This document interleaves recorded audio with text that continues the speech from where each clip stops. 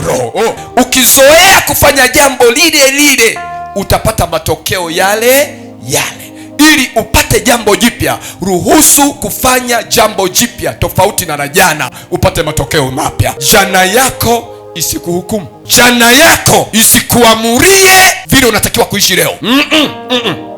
Iamuru hatima yako simamishwe kwenye utashi na kuna unakotaka kwenda. Nataka nikwambie, hakuna watu walioweka ndoto, hakuna watu walioota ndoto na wakaweka ndoto zao wakafa kabla ya kuzifikia ndoto. Sikiliza, Yusufu aliota ndoto akiwa bado mdogo sana na akaota kuja kuwa mfalme. Ilipita miaka mingi sana mbele yake. Yusufu anakuwa, akauzwa, akaenda, yaliyomkuta kule unajua, baadaye anakuja kuwa mfalme.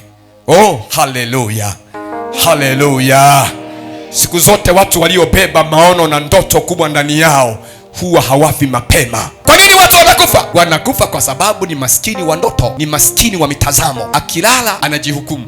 Wewe Mungu, basi unajua tu haya maisha nilionayo, wewe ndio unayejua tu. Mimi nimefika mwisho, nimekuachia wewe. Utaenda mbinguni mapema tu, na mbinguni utaenda na Mungu akikusaidia. Kama ulikuwa umekaa vizuri na Mungu, watakukaribisha. Ila nafikiri sipo, lakini nadhani salamu ya kwanza, kaa hapo, ila ujinga umekuleta. Kaa hapo, pumzika, subiri wenzako. Hapa nilipofikia mimi, naona kwa kweli nimefika mwisho, siwezi kuendelea tena. Marufuku. Sipendi kuona mtu anayekata tamaa. Mimi sipendi